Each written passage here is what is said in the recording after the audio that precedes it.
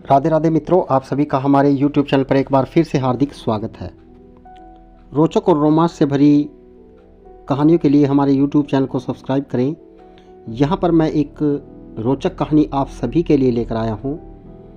चंद्रशेखर नगर में रत्न दत्त नाम का एक सेठ रहता था। उसकी एक लड़की थी, उसका नाम था उन्मादी।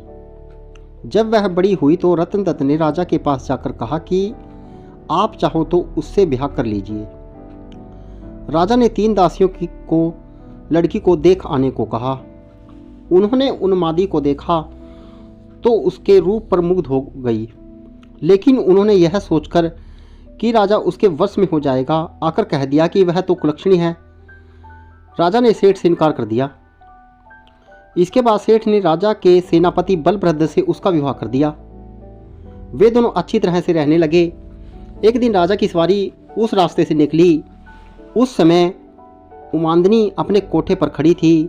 राजा की उस पर निगाह पड़ी तो वह उस पर मोहित हो गया। उसने पता लगाया, मालूम हुआ कि वह सेठ की लड़की है। राजा ने सोचा कि हो ना हो जिन दासियों को मैंने देखने भेजा था उन्होंने छल किया है। राजा ने उन्हें बुलाया तो उन्होंने आकर सारी बात सच सच कह दी। इतने में सेनापति वहां आ गया।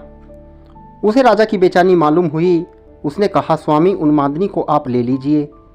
राजा ने गुस्सा होकर कहा, क्या मैं अधर्मी हूं जो पराई स्त्री को ले लूं? राजा को इतनी व्याकुलता हुई कि वह कुछ दिन में ही मर गया। सेनापति ने अपने गुरु को सब हाल कह सुनाकर पूछा कि अब मैं क्या करूं?